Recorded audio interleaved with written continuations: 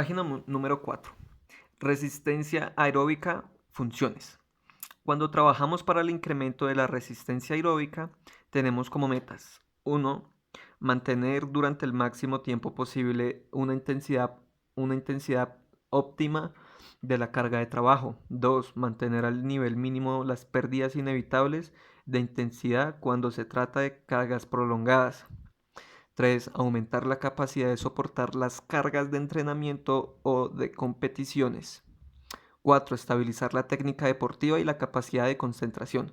5. Recuperarse rápidamente entre las fases del esfuerzo. Resistencia aeróbica, funciones biológicas. Desde el punto de vista biológico, los efectos que produce en nuestro organismo la resistencia anaeróbica son activar el sistema aeróbico, oxidar el lactato residual, proteger las cargas de glucógeno, remocionar el lactato intra y post esfuerzo, aumentar la velocidad enzimática de la glucosis aeróbica y de la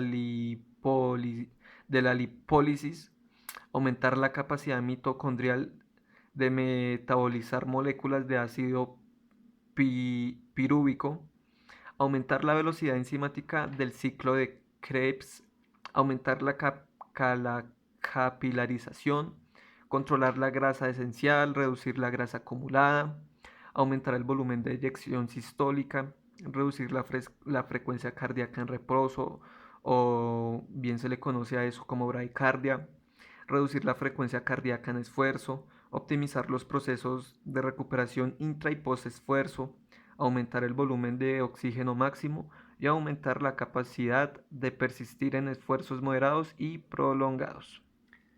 Métodos de entrenamiento para el desarrollo de la resistencia aeróbica. Para el entrenamiento de la resistencia rigen dos maneras de organizar el entrenamiento, dos principios: el principio continuo y el principio fraccionado. 2 puntos: continuo o de duración, sin interrupciones. Fraccionado o intervalado, con pausas intermedias. Aquí tenemos un pequeño cuadro donde dice que estos principios continuo o de duración se ramifican en continuo uniforme y continuo variable, y estos mismos tienen ramificaciones. El continuo uniforme va entre el extensivo y el intensivo, y el continuo variable entre el variable 1, variable 2 y el fartlek. Tenemos que el principio fraccionado también se subdivide en intervalado y en repeticiones, teniendo que el intervalado también se ramifica en extensivo, intensivo y largo, y las repeticiones en tiempo intervalado, tiempo de sprint y tiempo largo. Métodos continuos. Se caracteriza por la aplicación de una carga sin interrupciones, sin pausas o periodos de descanso durante el trabajo. Se caracteriza por tener un inicio, un desarrollo y un final sin intervalos. La duración del trabajo suele ser prolongada y el efecto del entrenamiento se basa primordialmente en ello, durante lo cual se generan constantemente adaptaciones fisiológicas a nivel cardio, circulatorio y respiratorio. Con este método tendemos a mejorar la capacidad y o la potencia aeróbica. Se consiguen ejecuciones más económicas de movimiento y mejoras funcionales en los sistemas orgánicos. A nivel coordinativo, se consigue la automatización del gesto motor aplicado, y a nivel psicológico, un acostumbramiento a la monotonía del trabajo.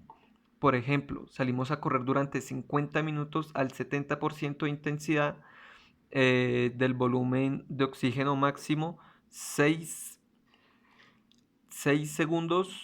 minutos cada 1000 metros, y realizamos una distancia de 8000 metros. Dentro del método continuo se puede realizar el entrenamiento de dos formas distintas: método continuo uniforme o método continuo variable.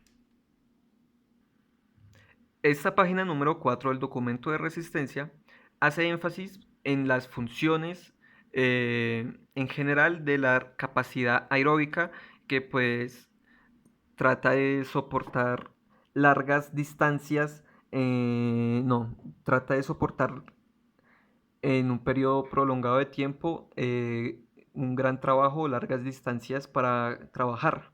También nos habla sobre algunas pequeñas funciones que serían aumentar la capacidad de soportar las cargas de entrenamiento o competiciones, aumentar la capacidad aeróbica, poder recuperarse rápidamente de estos esfuerzos en las fases de entrenamiento. También nos habla acerca de la resistencia aeróbica, pero en cuanto a sus funciones biológicas.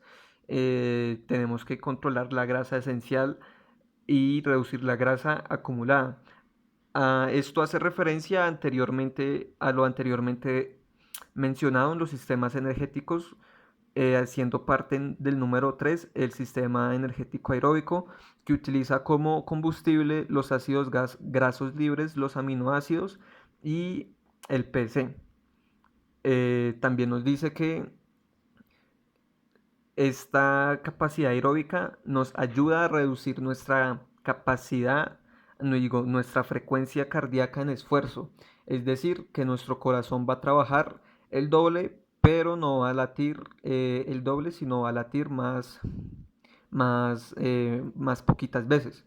Y con esas palpitaciones siendo más poquitas, pues la fuerza del corazón hace que la expulsión sistólica sea más fuerte y ayude a irrigar más la sangre por el cuerpo.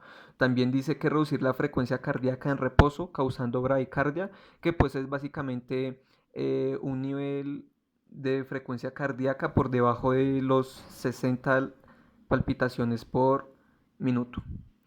Aquí nos empieza a hablar sobre los métodos de entrenamiento para esta resistencia aeróbica, teniendo en cuenta los métodos continuos o de duración, que son sin interrupciones, y los métodos fraccionados o intervalados, que van con pausas intermedias.